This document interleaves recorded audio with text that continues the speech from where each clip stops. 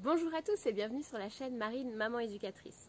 On se retrouve aujourd'hui pour une nouvelle vidéo en forêt pour vous proposer 5 nouvelles idées d'activités. Je vous en rajoute même une dernière en bonus à la fin de cette vidéo.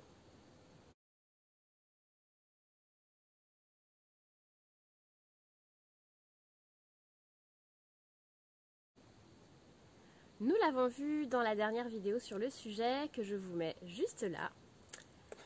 Être en forêt pour les enfants, c'est quelque chose de bénéfique, c'est quelque chose qui leur fait beaucoup de bien, c'est un environnement dans lequel ils peuvent apprendre énormément. Aujourd'hui, je vous propose donc quelques activités à réaliser en famille et grâce auxquelles ils vont pouvoir se baigner de nature. La première, elle est toute simple. Vous allez avoir besoin de papier tout à fait classique et de crayons ou de craies un peu dans ce genre-là. Alors, je ne sais pas si vous les voyez très bien. Hop. Vous voyez, ce sont des craies pour enfants, tout ce qu'il y a de plus simple. Et donc, l'idée va être de venir faire l'empreinte des écorces sur cette feuille. Je vous montre, c'est tout simple. Hop. On choisit une écorce texturée.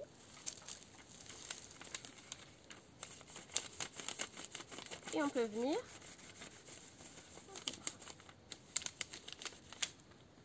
frotter la craie pour avoir le dessin de l'écorce.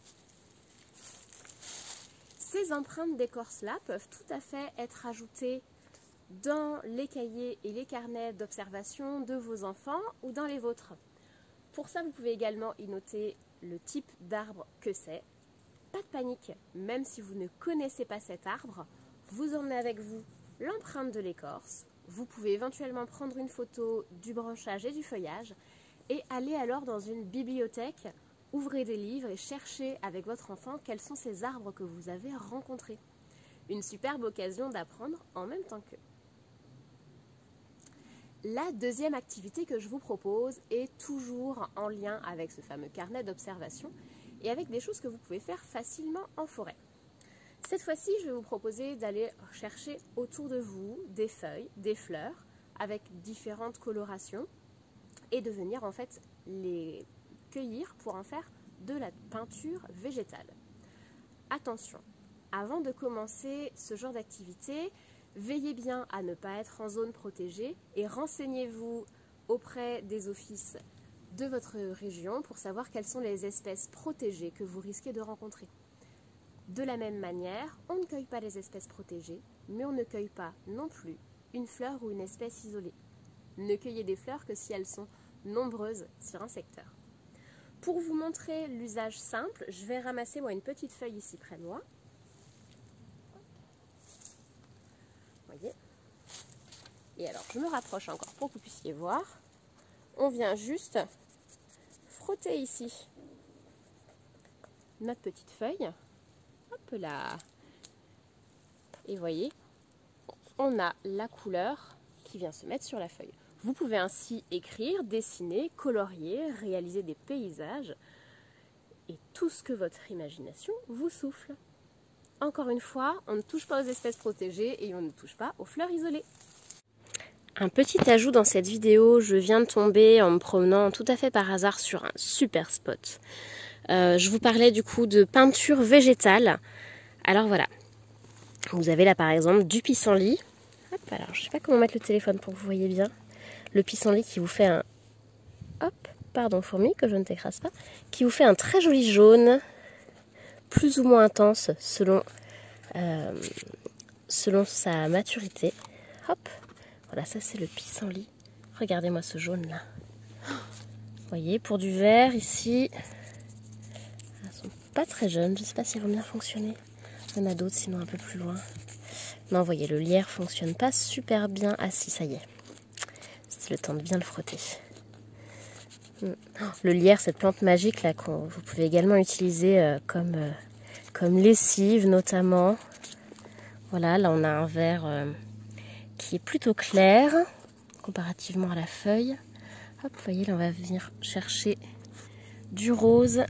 Oh, je suis désolée, je vous bouge dans tous les sens. J'espère que vous n'avez pas le mal de mer. Hop, voilà, là on a une fleur de trèfle. Vous voyez, qui va donner des petits reflets un peu violets. On a un mélange de vert et de violet. Elles sont mes petites clochettes, elles sont là mes clochettes. Celle-ci normalement devrait nous donner quelque chose d'un peu plus pastel. Pas du tout. Ah oui, elles sont encore gorgées d'eau, c'est pour ça. Hop, regardez-moi ces jolies couleurs. On a un bleu, on a du violet et du vert, du jaune. J'ai vu un petit peu plus loin du bois brûlé qui pourrait me donner un très joli gris, voire même noir, selon combien de temps il a brûlé. J'ai pas encore été voir. Voilà, la nature regorge de couleurs, regorge de choses magnifiques, vraiment, servez-vous-en. Allez, je vous laisse avec les activités suivantes. Alors, je me recule un petit peu pour pouvoir vous parler de cette troisième activité. J'en ai déjà parlé sur le site marinemamaneducatrice.com, il s'agit de land art.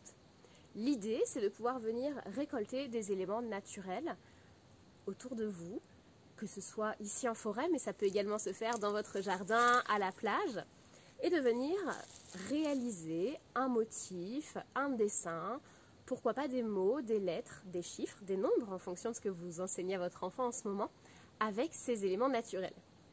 Vous allez voir qu'entre un bâton très rigide ou une tige que vous allez pouvoir enrouler, les possibilités sont absolument infinies.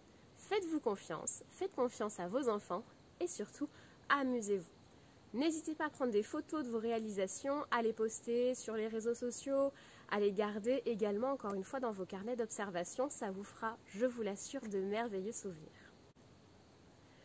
Une quatrième idée est de créer un mobile éphémère.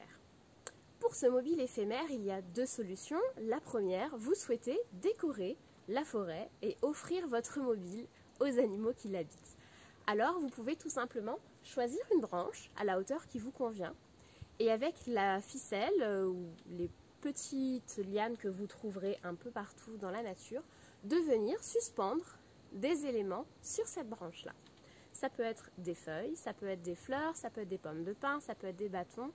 L'idée est que vous fassiez encore une fois avec ce que vous avez autour de vous.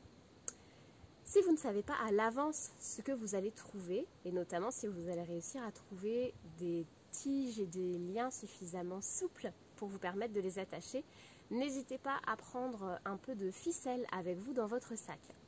On en parlera dans une prochaine vidéo sur le matériel nécessaire pour des sorties nature pédagogiques et ludiques, mais ça fait partie des éléments qui vraiment vous serviront dans beaucoup d'occasions. Quelques bouts de ficelle. Enfin, la dernière activité, je la nomme là, mais vous l'avez déjà forcément en tête, quand on parle de forêt, un enfant y voit une cabane. Alors oui, construisez des cabanes. Construire une cabane, ça va déjà obliger l'enfant ou les enfants à travailler avec les autres, car on ne peut pas construire seul.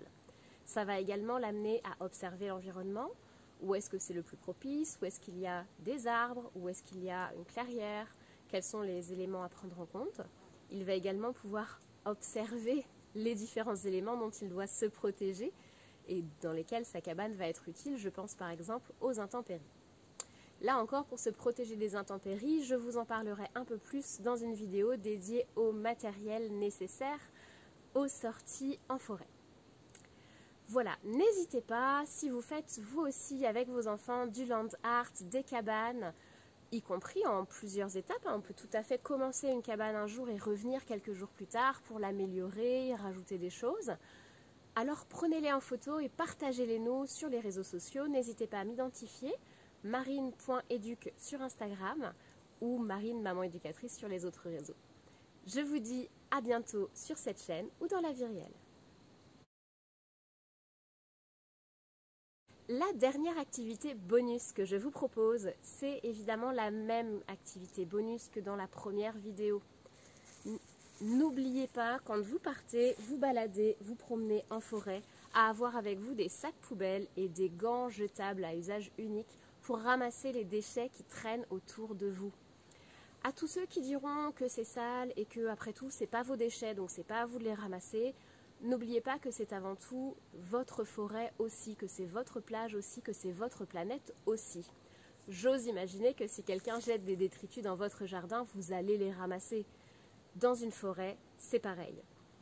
Et enfin, pour les derniers qui vraiment ne seraient pas convaincus, moi je pense que si c'était un billet de 10 qui traînait par terre, vous le ramasseriez et même sans gants. Alors pourquoi pas, en étant protégé avec des gants, des déchets de type papier de bonbons, canettes ou autre. Merci d'avance pour votre geste citoyen et je vous dis à bientôt sur cette chaîne ou dans la vie réelle.